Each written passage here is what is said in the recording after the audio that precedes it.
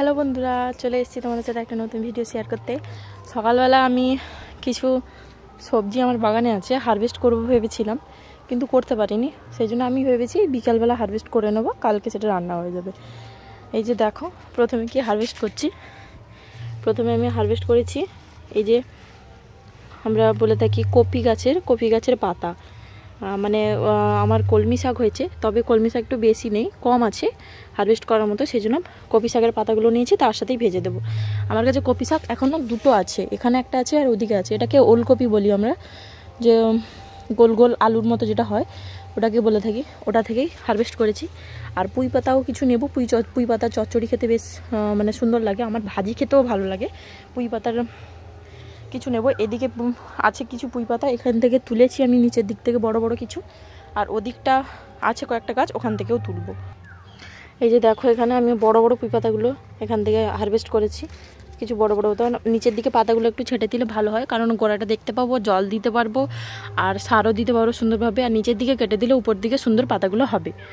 আর আমার এই গাছটাতে দেখো, এটা নর্মালি আমার নিচে একটা গাছ আছে, ওখান থেকে বীজগুলো আমি এখানে শুকোতে এনেছিলাম, সেই বীজ থেকে পড়ে এরা একাই হয়েছে, লাগাইনি। যদিও আমার চাপা গাছটাতে মানে সারের অভাব হচ্ছে এই কারণে, তাই আমি বললাম একটু বড় হলেই খেয়ে নেবো, তো ওই জন্য রেখেছি।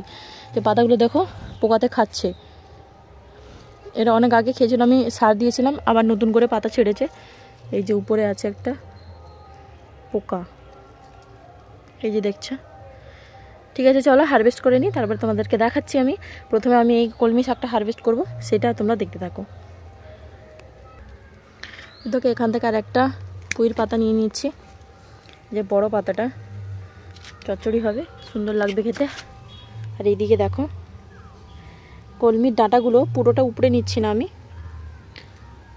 এখান থেকে হাফ কেটে নিচ্ছি, আবার ওখান থেকে সুন্দর করে হবে জন্য কেটে নিচ্ছি।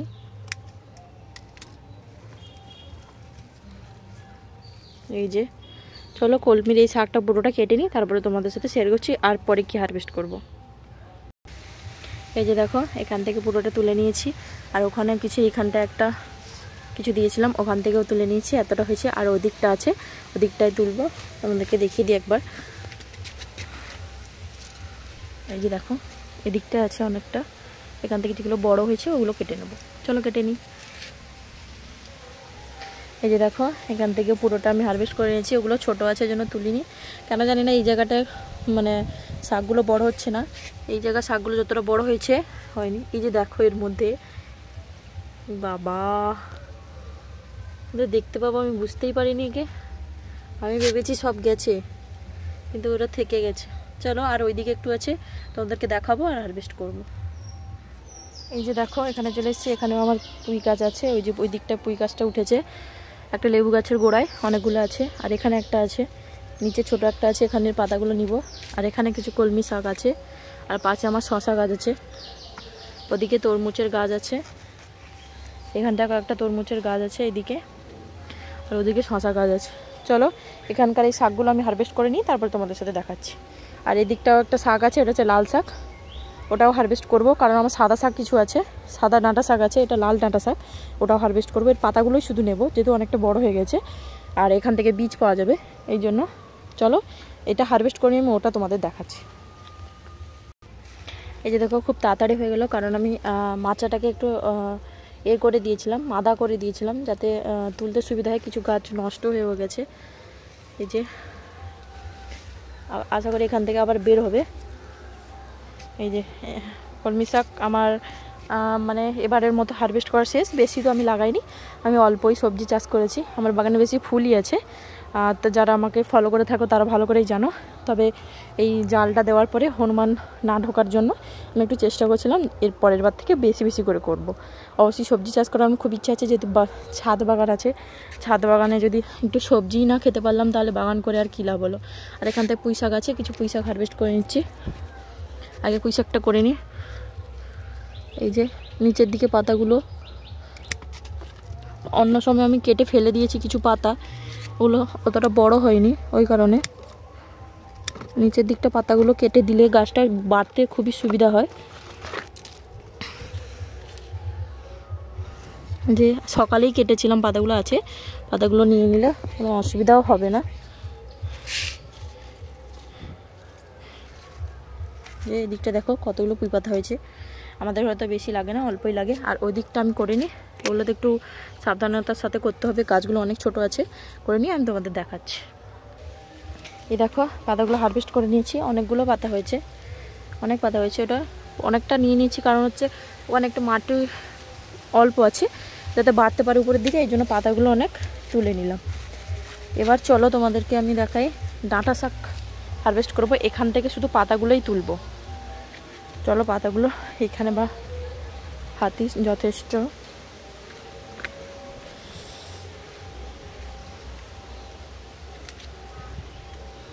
এই যে এভাবে শুধু পাতাগুলোই নেব, কারণ ডাঁটাটা অনেকটাই মোটা হয়ে গেছে, ওটা আর খাওয়া যাবে না। শুধুমাত্র রেখেছি বীজ পাবো বলে। এই তো নিচের দিকে ছোট ছোট পাতা হয়েছে, একটু আগালগুলো হারভেস্ট করব।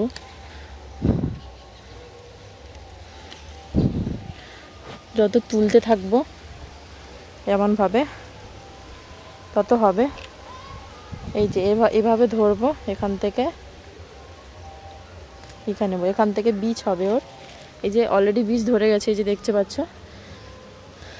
এই বীজটা পেকে গেলে এখান থেকে ফেলে দিলে আবার ডাঁটা শাক পাবো নতুন করে। ওই জন্য আমি গাছটাকে রেখেছি। যদিও আমার মানে কি বলে, নজরে না আসার কারণেই গাছটা থেকে গেছে, নাহলে তুলে খেয়ে নিতাম। এটা শীতের সময় বসিয়েছিলাম গাছটা, একটা দুটো এরকম থেকেই যায়। ওইদিকে আছে আমার আরেকটা, থেকে যাওয়াটাই ভালো, ওখান থেকে আবার শাক পাওয়া যায়। বেশি উপরের দিকে পাতাগুলো আর নেব না, কারণ ওগুলো একটু মানে বয়স হয়ে গেছে, ওই কারণে এই নিচের দিকে পাতাগুলোই নেব। এই যে দেখো আমার এই একটা গাছে কতটাই মানে কতটা পরিমাণ শাক হয়ে গেল। এটা হলেই তো আমার একবেলার রান্না হয়ে যাবে, দেখতে পাচ্ছ তোমরা। এই যে আর ওইদিকে কিছু ডাঁটা শাক আছে, ওগুলাও তুলবো। তার আগে এদিকে দেখো, এই যে আমার এদিকে একটা বিনসের গাছ আমি তুলে দিয়েছিলাম, অনেক কয়েকটা গাছ হয়েছিল বাড়িতে। যে বিনস আছে মানে খাওয়ার জন্য এসেছিলো শীতের সময়, ওগুলোর মধ্যে অনেক পেকে গেছিলো। পেকে যাওয়ার কারণে আমি ভাবলাম যদি এখান থেকে চারা তৈরি করা যায়, তো চারাগুলো ফেলতে দেখলাম সুন্দর করে গাছ বেরিয়ে গেছিলো। এই যে এখানে আছে কয়েকটা গাছ, আমি কয়েকটাই ফেলেছিলাম। আর এখানে একটা টমেটো গাছ লাগিয়েছিলাম, টমেটো আছে আমার মানে সবসময় আমি টমেটো গাছ লাগিয়ে থাকি, তবে হনুমানের কারণে টমেটো পাই না। মানে ভর্তি শাক, আজকে শুধু শাক, আমার বাগানে শুধু শাকই আছে। তো এক ঝুড়ি ভর্তি, এখন আরও হারভেস্ট করা বাকি আছে ওইদিকে। চলো তোমাদের দেখাই। এই যেখানে আছে ডাঁটা শাক কিছু আছে, এটা যদিও লাল ডাঁটা নয়, ওটা সাদা ডাঁটা। তবে আমি এখানে একটু গাছগুলো তুলে নেব, কারণ হচ্ছে অনেক হয়ে গেছে এখানটায়। এই জন্য কিছু কিছু বড় গাছ তুলে নিলে যে ছোট ছোট গাছগুলো বাড়তে ওদের সুবিধা হবে, না হলে নষ্ট হয়ে যাবে গাছগুলো। আমার ভুল হয়েছে, আমি এক জায়গায় অনেকগুলো বীজ ফেলে দিয়েছিলাম, ওই কারণে সমস্যা হয়ে গেছে। ওই কারণে তো কোনো ব্যাপার না, গাছগুলো তুলে নিলে ঠিক হয়ে যাবে আবার ওরা। মাঝখানে বৃষ্টি হয়েছিল, তো বৃষ্টির কারণে এই যে ডাঁটা শাক, আমরা মেনলি ডাঁটা শাক জানি, সাদা ডাঁটা যেটা হচ্ছে এটা মিক্সিং থাকে, এটা পুরোপুরি লাল হয় না, এগুলোকেই সাদা ডাঁটা বলা। ওই জন্য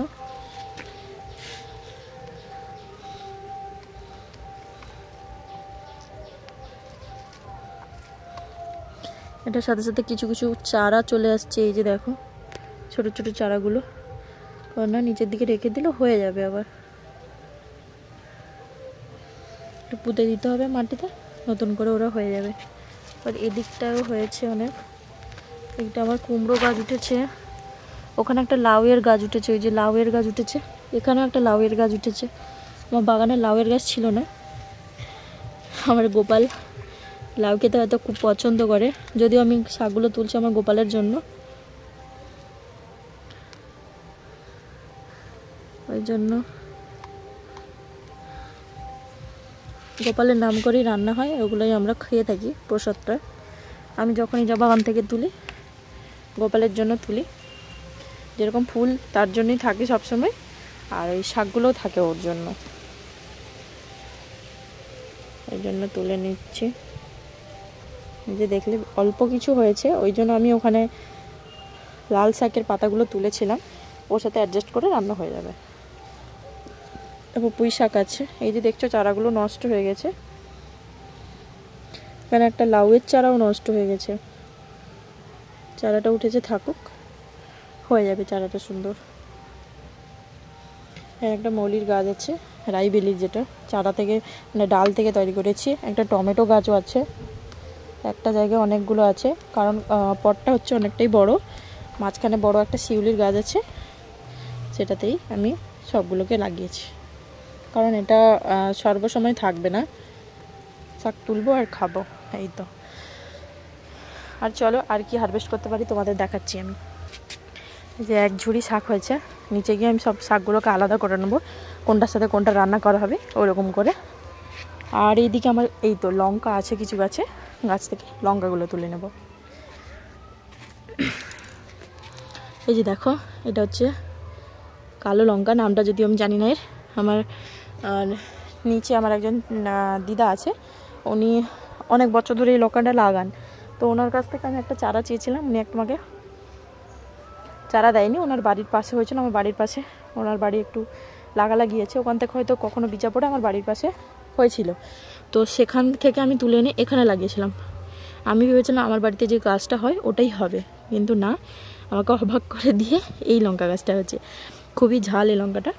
চলো এই লঙ্কাগুলো কিছু তুলে নিই, বেশি নেই, অল্প আছে, তুলে নিই, তারপর তোমাদের সাথে শেয়ার করছি। এই দেখো এতগুলো লঙ্কা আমি হারভেস্ট করে নিয়েছি, অনেকগুলোই হয়েছে, এটা অনেকটা দিন চলে যাবে, ততদিন আবার লঙ্কা হয়ে যাবে, আবার আমাকে তুলতে হবে। তো আজকের জন্য এইটুকু হারভেস্ট, আর বাগানে কিছু তেমন কিছু নেই তোলার মতো। তো আবার পরের বার তোমাদের সাথে কিছু থাকলে, শেয়ার করার থাকলে অবশ্যই আবার একটা নতুন করে ভিডিও করব। তো তোমরা যদি আমার আমি হাঁপিয়ে গেছি তুলতে তুলতে, আর প্রচণ্ড গরম, তো এই কারণে একটু অসুবিধা হচ্ছে কথা বলতে। আর ভিডিও যদি দেখতে ভালো লেগে থাকে আমাকে একটা লাইক করতে পারো, কমেন্ট করতে পারো, আর শেয়ার করে দিতে পারো, পাশে থাকতে পারো, আমিও সবসময় তোমাদের পাশে আছি। হ্যাঁ, এই দিকটায় যে দেখো আমি দেখাচ্ছি, ওই হারভেস্টিংয়ের সাথে অপরাজিতা, সাদা অপরাজিতার গাছকে ঝোপালো করতে হবে বেশি ফুলের জন্য। কি করতে হবে, সব সময় কি করতে হবে, বড় বড় যে আগাগুলো, ডালগুলো কেটে দিতে হবে। কি জানি কাটছে না কেন, এটা তেরিকি কাটছে না এখান থেকে, দাঁড়াও এক সেকেন্ড, তাহলে দেখাচ্ছি। এখান থেকে আমি ডালটাকে কাটার চেষ্টা করছি, তো এখান থেকে ও কিছুতেই কাটছে না। এই যে এবার কেটেছে, এখানেও আমি আগা কেটে দিয়েছিলাম, এই যে দেখো আগাটাকে কেটেছি, ব্লার হয়ে যাচ্ছে, এই যে আগাটা কেটেছি, তার ওখান থেকে অনেকগুলো ডাল বেরোচ্ছে, এরকমই হয়। আর ওখানেও আমার অপরাজিতা আছে, এই যে দেখো, এই যে অপরাজিতা আছে দেখতে পাচ্ছ, এখানটার আগাটা কেটে দিয়েছি, ও উপরের দিকে উঠে চলে আছে, কেটে দিয়েছি। এখানে আগা ছিল, কেটে দিয়েছি। তো নিচটা দেখতে পাচ্ছ তোমরা কি ভয়ঙ্করভাবে ঝোপালো হয়েছে, ভয়ঙ্করভাবে, প্রত্যেকটা পাতায় পাতায় কুঁড়ি আছে, প্রত্যেকটা পাতায় পাতায়।